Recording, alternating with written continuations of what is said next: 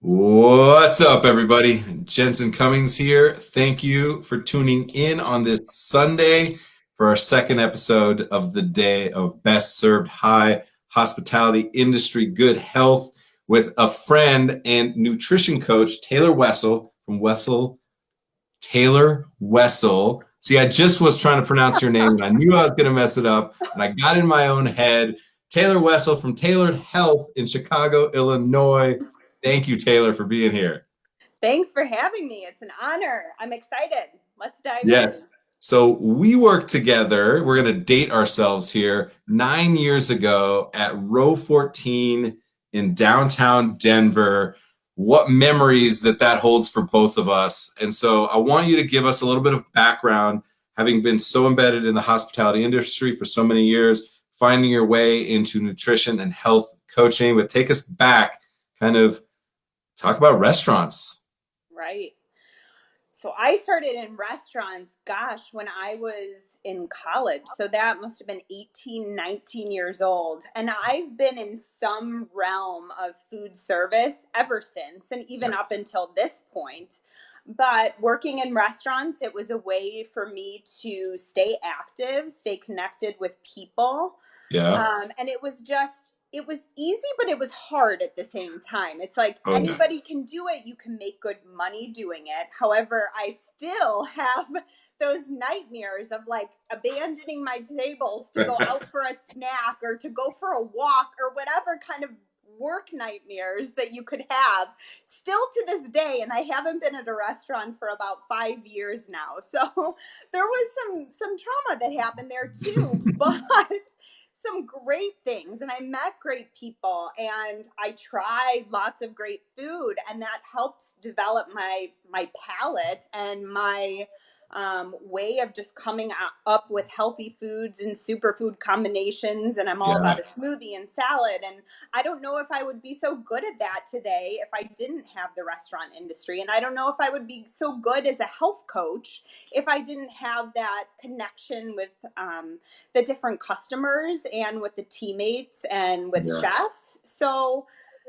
yeah, that was about 18 years ago that I started in that field, and I popped from one restaurant to the other depending on where I was living. I started in Boulder, Colorado, Mm-hmm. and then moved to Denver, and I was at Rock Bottom, and then I was at Row 14 with you.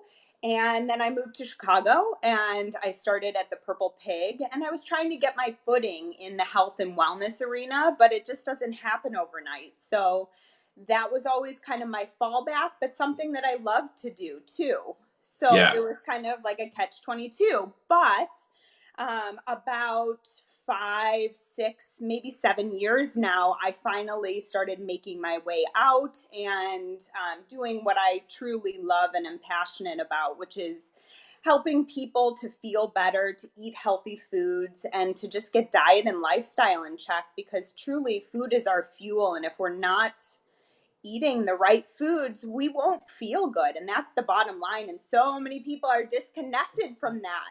It's like, how do you not Yes. know that what you eat equals how you feel?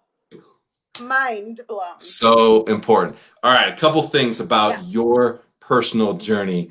One Yep. thing that I thought was interesting about you, and then just the dynamic of restaurants, was a lot of times when people find themselves into a health field after restaurant life, it's because they themselves struggled with that and were unhealthy in a way or not physically active. And they said, I have to do something to find balance. And they become a yoga instructor. You hear stories like that. For you, though, this is always hilarious to me. Finds you in the back hallway of row 14, like chomping on some food. And that's not a strange thing. Lots of servers always, they kind of like, what is that? Is that extra food? And they would like vulture onto it and attack it like it's some carrion in the safari. Yet you, like, what is she eating? You had like a bag of carrot sticks and hummus, and like you were already always so healthy. And I was just like, there's Taylor back there eating some rabbit food. So you didn't necessarily get sucked into the high cholesterol, fatty food diet of the normal restaurant person. How were you able to stay in that mode of health throughout all that restaurant time? Yeah, it's my foundation. My mom was always very health conscious. I mean, I sliced my foot open on metal sheeting or construction work, and Ooh. she soaked me in essential oils versus taking me to the hospital to get stitched up. And eventually I did go there, but this is just an example of how I grew up. You know, I always had a bag lunch, and my mom was always on some kind of raw food Yep. macro diet. And so I was exposed at a young age. I ate really healthy at a young age, and we always had family meals. And so, you know, they say up until the age of 6 really develops your subconscious brain. And so I truly feel that it was just in my DNA because of how I grew up until that point. And so, sure, I've struggled with things, and I've gone through my fair share of challenges, whether it be adrenals or thyroid or, you know, Mm. gaining a few pounds or 15 pounds when I went to freshman year of college, you know. Oh But yeah. that's so small when it is in comparison to all the diabetes and heart conditions and Mm. autoimmunity. So I feel fortunate but for that. But I also feel that because I was so healthy always, that I've gotten to this place where you just stay healthy and you feel good and you wake up with energy and you go to sleep at night because you're tired. So Yes. so yeah, I it was always kind of set for me from the beginning. So it's my default. I like salads. I like green smoothies. I like kombucha. It's not for everybody. And Uh-huh. people will actually tell me, like, Taylor, you probably shouldn't tell people to drink that because they're going to be so turned off by you. And it's like, but if it's that or soda, Yeah. you get used to it because you know that you feel better when you do these things. And so I take myself out of the equation when working with clients because I understand that this has been a lifetime for me. With clients who haven't been on this track forever, it's just about where can we start? How can we start small and work your way into some realm of this? You know, start with drinking more water, start with lemon water in the morning, start with breakfast. So many people, yes, yes. Here's No, here's another thing that right before we started, you said, and you got yourself into your dream job, the lane that you wanted to be in, and it was a struggle, and restaurants were always there for you. And that's a very, very common story. There's also the flip side of the when are you going to get a real job in restaurants, right? That like it's not good enough. And for you, it wasn't that. You weren't like, get me the hell out of restaurants. You stayed very tethered to it. And the food component and feeding people and interacting with people is foundational to your work now. And you said very specifically, you would still, even though you're going into this field, put restaurants on your resume because it meant something, because it teaches you life skills that you're applying to your job now. Talk about that, because I think that's important. It's easy for us to go, look, you made it, and be dismissive of restaurants as your checkered past, but for you, they're very important. So talk about that a little bit. yeah, so I just believe that you learn so many life skills working in a restaurant. It's huge. I mean, not only are you having to multitask and grab food and then keep track of where your tables are at as far as drinks and what course that they're on and when you need to drop the check and when you need to pick up the check and then when you need to clear the tables and turn them over. I mean, there's so many things that are in your head, but it's also the interpersonal relationships between employees and the chefs and the managers and the customers and the server. And just having that level of caring and compassion, I think that Mm. has set me up to be a good health coach and has set me up to be just a good person and a good friend, a good family member. I feel like everybody should go through the restaurant industry to learn those Yes. foundations. Hello. Yes. We'd be so much better off because you know what? Everybody interacts with the hospitality. Everybody. Yeah. Everybody interacts with the hospitality industry at some point, at some level, in some way. And so have a depth of understanding of the humanity within it or the Right. lack thereof at some moments. I think it's super crucial. And the amount of problem solving, the amount of teamwork, the amount of interpersonal angst you also have to deal with. Right. and the relationships 9 years later that you and I can have a conversation and just go right back into laughing about carrot sticks and hummus is such an important thing. It seems like a little trivial thing, but I think it is truly important and it means a lot. And so you mentioned chefs. We've talked about food a little bit. You said in the capacity that you're working, you have a wellness chef that you work with. I was like, wait a minute, did you just say wellness chef? You're keeping food as the most important part of the work that you're doing. So talk about why food truly is the most important part and why your ability to navigate building flavors, because you've worked in restaurants for so long, and dealing with chefs who can be amazing and hot-headed and challenging as hell. Like, why that dynamic has continued to be a part of your work in nutrition and health. Yeah, so it all comes back to food. I mean, food is where we get the nutrients that feed our 100 trillion cells, give our 100 trillion cells the raw material, the vitamins, the minerals, the antioxidants, all of the healthy fats, so they can function and thrive and not mutate and turn into cancer cells or any other type of illness and inflammatory pathway. So we have to get back to food. If we want real health, we have to eat real food. So it does come back to that. And working in the restaurant industry, not necessarily is the healthiest route, but it does teach you about flavor combinations and using your palate. And always working in some capacity of the restaurant industry was wine tasting and pairing, and that also developed my palate. And so now I work at a wellness center called Nourished, and we do healthy cooking classes, and we also have a line of our own foods, whether it's bone broth or superfood smoothies. We've developed a line of salads. We have soups and soup cleanses, and I put together a lot of these different combinations, especially the smoothies.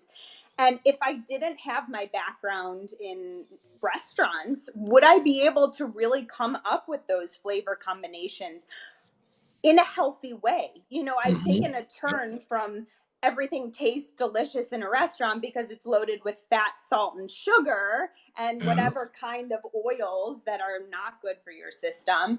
And I've taken a health direction, still making it taste good because I like eating food that tastes good and I want my Damn right, Taylor. That's right. Let's go. Yeah, but bringing health components to it. And so I truly just believe that set up the foundation for me to be able to do what I do today. And I'm doing a lot of just videos on my personal feed for Tailored Health about different foods, superfoods, how to incorporate them in. I'm trying to share a lot of smoothie recipes, and that will kind of expand outward to maybe salads and dressings and snack options, and just trying to educate people as much as possible on how to use food, these raw materials, as medicine. I truly, truly believe that when you understand the body and you're educated, you are empowered to make better choices for yourself. Not because the dietitian or a nutritionist or your mom or dad said you must eat your broccoli or green beans, but because you know that when you eat that green food, you feel better. It's nourishing your cells versus you eat that Snicker bar or the bag of Cheetos and you tank. So it's connecting the dots with that and just educating people on that fact.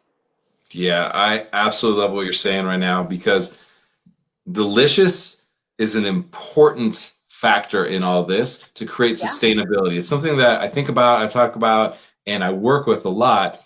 I make bone broths all the time because Betsy was buying bone broths and different, a lot of different products and things to be like, hey, this is an opportunity for us to like improve our health.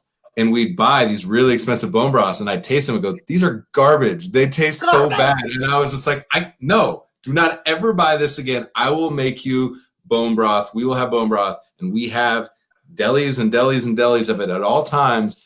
And so I was like, how do I balance my work as a chef and create health? And the thing about it is Betsy sometimes, and other people do this, they get on a little bit of a trend, a little bit of a fad, a little bit of a focus on a certain type of diet, of food stuffs that gives them a little more health, and they would fall off because they're like, forcing it down their gullet. They may not love the kombucha as much as you do. And so I'm like, I would much rather we spend the next 25 years eating bone broth that might be ever so slightly less because we roast the bones and we do a couple other things that maybe reduce the amount of nutrients, yet the uptake that we have total is important. So talk about that from a balance standpoint. Can we as hospitality professionals who have ridiculously high standards for the quality of food when it comes from flavor, maybe not from a nutrition standpoint, to find a sweet spot for ourselves where we're better than the crap we eat most of the time in restaurants because we feed people amazing food and then we eat McDonald's in the middle of the night because it's the only thing that's open when we get off of work. So give us an idea of how we can kind of balance that for hospitality professionals. Yeah, that's a tough one. And it's tough too, just with the hours. Your circadian rhythm is all thrown off. And I often educate on the hours before midnight, counting for double as far as quality goes. But in the restaurant industry, it's like if you're working in a good restaurant, you're there at least probably till 11 after you Yeah. close up, if not all the way into the wee hours of the morning. And so your body doesn't know when it's time to eat, when it's not. It's thrown off. You're sleeping in. Mm, So what do you do? Well, I mean, what always worked for me and helped is traveling with healthy snacks. I am all about that. Packing a little lunch bag, whether it's it's good. nuts, those carrot sticks, I maybe a love little it. hummus cup. But preparing yourself. I mean, when it comes to service professionals, busy moms, working professionals, it all comes back to the same thing. It's about setting yourself up for success. Yeah. Putting in some time on the weekend. Nobody wants to do it because it's unless you love to cook, and that's a different story. But most people, it's another chore to add to the It's list. true. And I understand that. If you don't like to cook, putting in hours in the kitchen when you could be out socializing, grabbing a drink with a girlfriend, grabbing a bite to eat, walking outside on a beautiful day, I get that that might be like a chore, but put on some good music, some jams, maybe a podcast, and have your husband, have your kids help you make it more fun and interactive. So that's one element is meal prep, just getting yourself up for success. Chop up those veggies ahead of time, make a big salad ahead of time so you just pack your lunch. I mean, I pack my lunch as a 9 to 5er, but who's to say that that's different for somebody working in the restaurant industry? You have Yeah. access to a refrigerator, so put some things in there. Just hide them behind in case the chef, God forbid, doesn't want things in there. So that would be kind of one element. And there's also this element of 80-20 balance, right? So we're not always going to be perfect. It's just about you do the best that you can. And then if you have a treat or if you kind of have a day where you are out and about and you can't make healthy options, do what you need to do, eat what you're craving, and then just come right back on track the next day, the next meal. Don't let it fall completely off. I think that's what happens is that somebody starts off on a bad foot. They have a donut for breakfast. And granted, that's a whole different story because of blood Yeah. sugar. So I'm not going to go down that path. But you have one meal where you kind of slip and it's like, oh, well, it's a fuck it kind of day then. Yep. I've already gone in on that. I might as well have all the things I'm not supposed to have today. And then you wake up, you feel crummy, you're sluggish, you didn't sleep great. Maybe you had hot sweats because your body was trying to get that stuff out. You know what I'm Oh yeah. talking about. And it's Oh not yeah. just booze, there is food hangovers, they're real. Absolutely. So then it's like, then you're not motivated the next day because you feel crummy. And so you turn to sugar and caffeine and all these crap foods to feel different. And then it's this vicious cycle. But, Yeah. right, it's a slippery slope, but it's about do what you need to do and then just get right back on track the next meal. Meal prep, 80-20 balance, and just trying to set yourself up for success and make healthy choices as much as possible. Once you start eating healthier, your palate changes, So if you were always a junk food foodie, you start eating salads, you probably don't like how they taste. You don't like green smoothies, but over time, your taste buds, and not over a long period of time, it's like a matter of a few days, your taste buds start to change and you start Yes. to crave those foods because then you feel better. And when you feel better, you want to do better. And it's again, this vicious cycle. That's mic drop. Taylor, that was perfect. That's exactly what we need to hear. It's really, really important because we get so chummed up in the minutia of what we do on the daily. And so I think it's important for people to reflect on that. We need a lot more of that. All right, just to wrap, let people know specifically where we can find some of you. I've watched a couple of your videos. I love it. They're simple, they're quick. Here's a couple little tips. You're not heavy-handed with it to the point like, your diet is shit. You need to do X, Y, and Z. It's like, look, here's some options for some really good ideas. And sometimes we just need ideas because the fallback is like not usually a good option when we go to our fallback. So where can people find you? So I have Tailored Health. It's a website and I'm blogging for now. I work at Nourished. That's where I coach one-on-one. But for now, I'm at Tailored Health, and you can find a lot of different articles that I'm putting on one by one. You can go visit me on Instagram or Facebook, and I'm posting. My whole goal is to simplify this. So many people, it's so confusing. It's like, do I go paleo? Do I go keto? Do I go vegan? What about the raw food diet? And it's like, and then people are paralyzed by all of these options. And really, it's like, okay, stop. Let's get back to the basics. And so I'm taking people through, whether it's on Instagram, Facebook, my videos. It's like, let's talk about one thing at a time. Let's change this one habit. Let's start off with a large glass, a 20-ounce glass of water first thing upon rising. And that's all you do for this week. Let's just start there, see what happens. And so that's where you can find me. And I'd love to hear from anybody, or if there's any topics that you guys are interested in, I'd love to post or put a video up. I'm just about having those little snapshots because, you know, do people really want to listen to an 8-minute video on oils or on a superfood? No, 1 to 2 minutes, that's enough. Just get to the bottom line. I want to just bottom line it for people and then have another bottom line the next day or the next week. So I love it. One thing, the cliffhanger for people, we're going to talk about this more. I have been intermittent fasting since this started. I'm one of the few people who's lost like 10 pounds during this pandemic. And I'm very fascinated in this. And the other thing, to your point, get to the bottom line, try one thing. That's what I started doing, just one thing. And then I added another thing and I added another thing.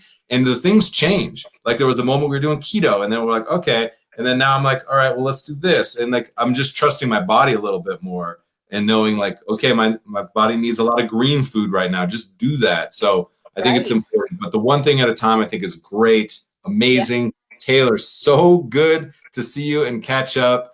Check out Taylor. Her videos are awesome, super quick. Just, I love it. I think you are now going to be held accountable to making more and more educational videos because I know that was a new thing for you because you're good at it and we need it. So thank you, Taylor. I appreciate you being on the show. I'll do it. Well, thank you. Thank you for having me, and thank you for everybody for tuning in. I hope you got some little nuggets, some snippets.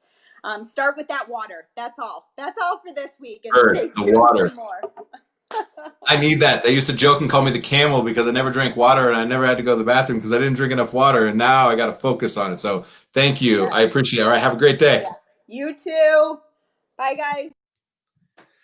Taylor Wessel, we worked together 9 years ago. And yeah, she always did have her carrot sticks and hummus in the back, you know, and I always laughed about that. And we joked about it, like, who does that in a restaurant? Somebody who is smarter than the rest of us and very healthy. Took me a lot longer to get there. And I'm still not there, but I think it's important. So again, I'm grateful for her, for the conversations we're having and going to continue to have on best served high hospitality industry, good health. It's important, people, for the sustainability of ourselves as individuals, as an industry. We need to create more longevity because we chum the crap out of ourselves. So, all right, tune into our page here in a little bit. We're going to have the lineup for next week's guest. I'm just always so grateful. The badass people that are willing to talk to me on this show. So next week will be another great lineup. Tomorrow's episode, Andrew Parr will be on at noon Mountain Time tomorrow. Monday, May 25th, he's with Angry Olive Consulting, Andrew Parres. And we've been working on the Phoenix projects and the Paragon pillars therein for food and beverage hospitality. A lot more coming with that. And so we're going to banter a little bit about the work that we're doing and talk about some of the things you can expect from that project. All right, everybody, have a great day. Cheers.